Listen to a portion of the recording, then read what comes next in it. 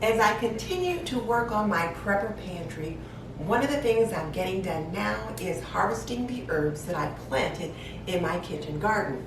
I've got some English thyme and some lemon thyme. I've got some rosemary, some sage, and I've also got a handful of chives that I need to either freeze or dry.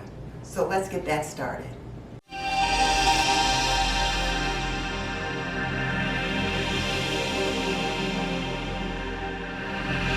If we're just meeting, I'm Denise Jordan, and I teach traditional homemaking for today's homemaker. So if you want to learn more about making and keeping a home, hit that subscribe button and double tap that little bell icon so you don't miss any upcoming videos. Okay, let's jump into it. One of the things that I've been doing is putting together a 3-month Prepper Pantry. I'm working at building it out, and part of that preparation included the kitchen garden that I planted over the summer. And now it is time to harvest these. And I have been using some of these herbs over the summer, but as we move into the fall, things are starting to get a little bit drier, and of course we've got winter coming. You know, winter is coming. So I thought I better get these preserved so that I can have dried herbs or fresh herbs to use during the winter months. So I'll show you how I manage each of these. What I will do first is give them a good rinse so that I get rid of any bugs that may be on them, and then I will dry them with a kitchen towel. I'm not using paper towels for that purpose right now because paper towels are at a premium. So I will give them a good rinse, get them dried off, and then I will begin to work on them. In case you're wondering what I'm going to put the herbs in once they're dried, I'm going to use small canning jars such as this. You can purchase small spice jars such as this from Amazon, and I'll put a link below just in case you're interested in doing that. Or you can save your small containers from purchased herbs, just set them aside, and then when you're ready to dry some of your own herbs, you can use these nice little bottles for that purpose. So these are the ones that I'm going to get started with. I've got some English thyme here and some lemon thyme here, and I've rinsed it really well. Now I'm letting it sit here so that it can dry just a little bit. And then over here I've got some chives, some sage, and then I've got some rosemary. I'm going to start with the chives because they're the easiest. I'm just going to cut off some of these ends because they've gotten kind of spindly and kind of soft, and you want to have a good pair of kitchen shears to do that with, and if you don't have a pair, I'll link it below. And then I'm just going to grasp this bunch of chives in my hand and just chop them in small pieces. And I'm going to chop the chives into the size pieces that I would actually use. And you can use chives for all kinds of things. I like to use it on baked potatoes, but you can use it in soups and other things like that. It has a very light onion-like flavor. I am just loving this new knife of mine. You should smell my kitchen. It is so redolent with the chives, the sage, the thyme. Just all these herbs has the kitchen smelling amazing. Now I've lined this baking sheet with just a little wax paper, and I'm going to pour my chopped chives here on this baking sheet, and then it's going to sit in the freezer. I'll let it sit in the freezer probably for 3 or 4 hours, just until the chives get nice and firm, and then I will take them out and put them in a freezer bag. And they should last in the freezer for about 4 or 5 months, so long enough to get me through the winter, and I can start a new harvest. And then once they're frozen and I put them in the freezer bag, I'll be able to just reach in and take out a handful and use it as I like. I'm going to do the rosemary next, and I'm going to freeze it. So I'm just going to cut it into smaller segments. And the rosemary has a woody kind of stem. It's a lot hardier herb, so it should stand up to freezing just nicely. And then when I want to use them, I'll have almost fresh rosemary to use in cooking. Look how lovely and green it is, and it just smells wonderful. So I've rinsed it and let it dry, so now I'm going to put it in the freezer bag, and I've already marked what it is already in the bag, so I don't have to worry about doing that once the bag is full. I'm going to try to store the herbs relatively flat.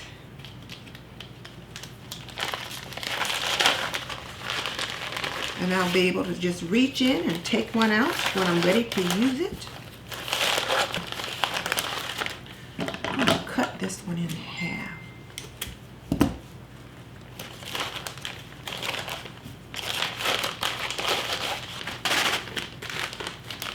So there, you can see they're there in the bag.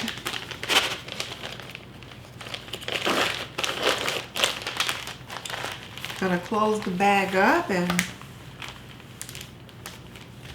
press the lid closed.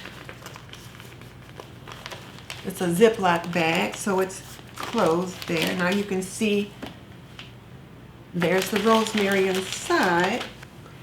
Now this lemon thyme has a light lemony flavor. It is just so soft, but it is definitely there, and I love using it with poultry and in soups and spaghettis and things like that. So for this particular bunch of lemon thyme, I like to use it fresh, so I am going to freeze it. I'm going to put it in the ice tray, put a little bit of water in it, and then once the ice cubes freeze, I'll take them out and put them in freezer bags. And then that way, when I want some fresh thyme, I'll have some. Just thaw out the ice cube and I'll have fresh thyme right there. So the first thing I'm going to do is just kind of strip the leaves off of the stems.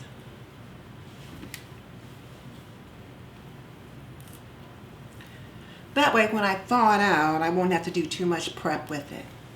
And I'm going to put about a teaspoon of fresh thyme into each of the little ice cube trays.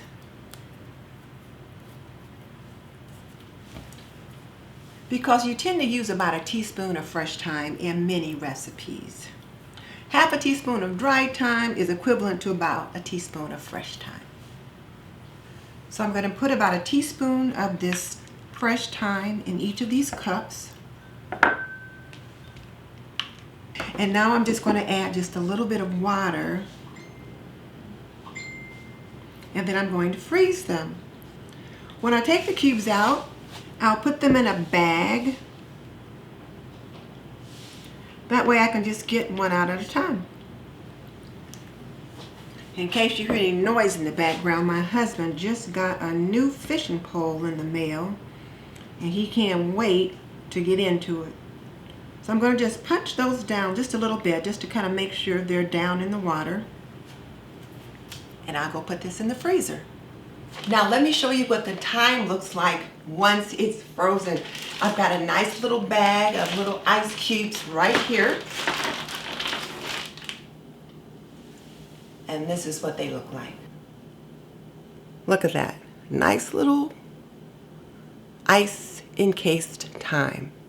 And to use it, all you do is drop it in a cup like that, let it thaw out, and then you'll have nice fresh thyme to use in any recipe that you choose to use it for. Here's one that's partially thawed, and you can kind of see right there how the thyme leaves still look nice and fresh. Now I'm going to dry this English thyme. It's a little bit more woody than the lemon thyme. See how the stalks are just a little bit more wood-like, a little bit thicker. This is a hard herb. So this I'm going to dry, and I'm going to dry them in brown paper bags, and I'll show you how I do that. First thing I'll do is I'll mark on the bag time and today's date.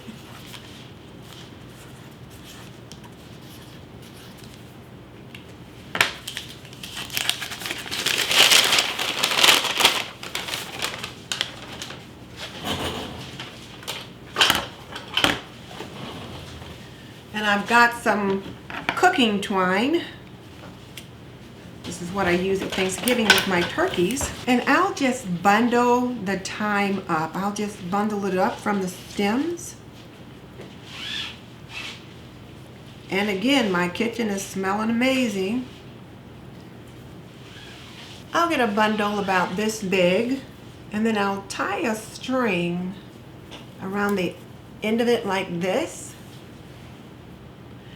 And I can either hang it like this from a hook on the wall, but I'll put it in this bag. And I put in a couple of bundles about this size. You don't want to get too many in there because you want them to have plenty of room to dry.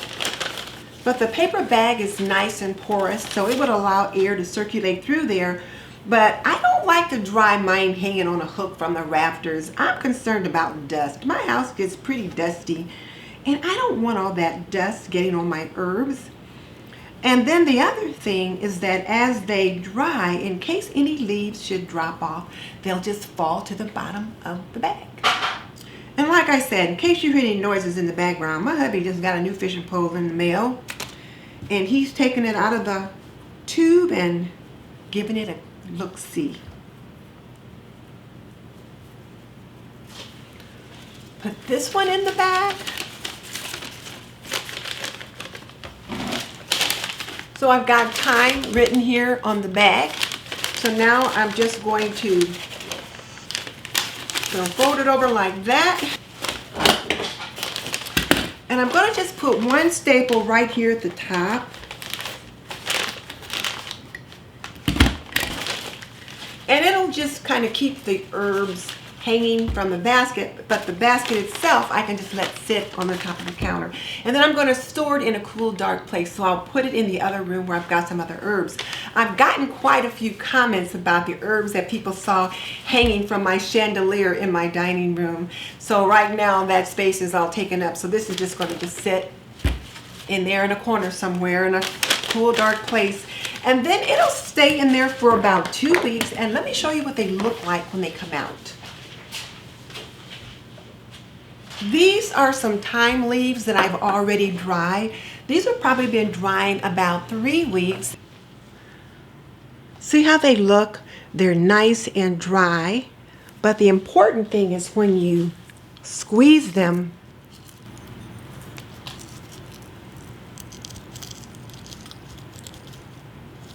hear that crisp dryness?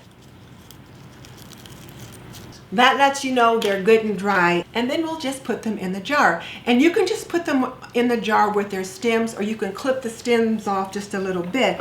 But you want to make sure they're good and dry.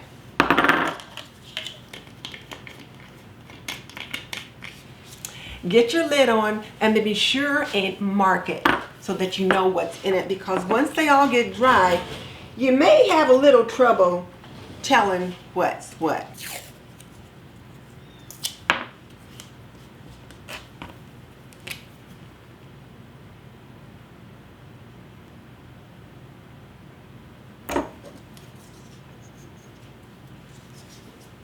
There you go. And I also have some dried mint. I did dry some mint the other day.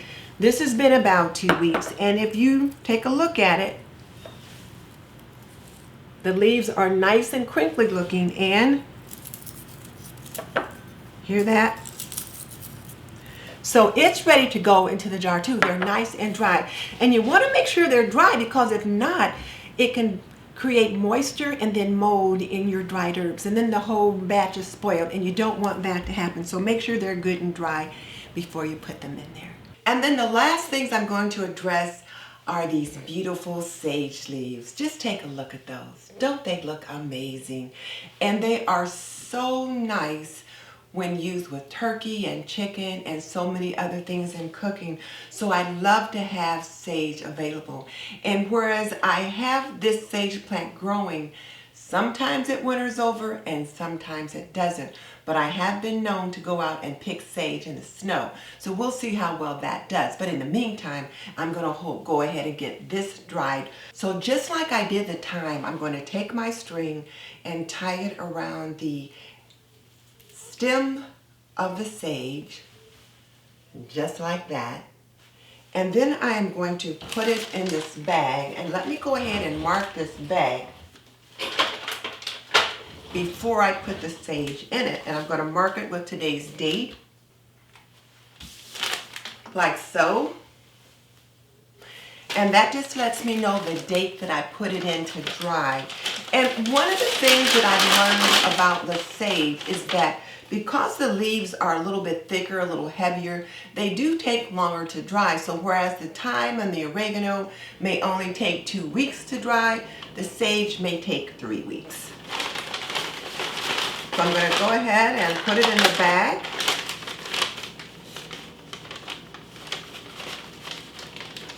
And then I'm going to take a stapler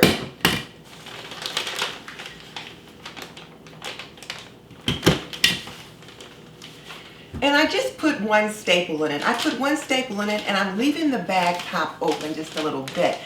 These bags are porous, so it's not as if they're airtight or anything like that, but I do want the air to circulate in there very well because you want them to get nice and dry. So now let me show you what they look like when they come out. I do have some that I've already worked on. So this is a jar of sage that I've already got dried and it's in my canning jar. And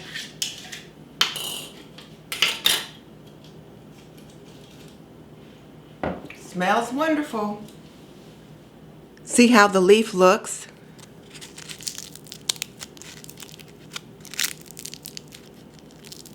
And you can hear how crinkly it is. So this will be perfect to use come Thanksgiving and Christmas for my holiday turkeys. So that's how I preserve my herbs. I like to freeze them or I like to dry them. I do have a food dehydrator and I'm going to try and dry some herbs with it, but I just got it and I haven't tried it out yet, so I didn't want to try it out for this video. But I'll give it a try and let you know how well that works out. I hope you enjoyed this segment of Prepping with Denise. In this particular episode, I was preserving herbs. I was either drying herbs or freezing herbs so that I have them to use in the winter. And as we all know, winter is coming. And if you enjoyed this video, you might want to come on back and check out my video on my Prepper Pantry, building out a 3-month food supply, or my Prepper Pantry grocery haul, where I was adding to the things that I needed to store in my Prepper Pantry. And just so you know, I've raised 3 children and I have managed a home for more than 45 years. So if you want to learn more about making and keeping a home, hit that subscribe button. I can teach you to be a traditional homemaker in an untraditional world. In the meantime, this is Denise Jordan saying you are not done yet. Click on the link in the description box below and check out my video on my Prepper Pantry, building out my 3-month food supply. And I will see you next time.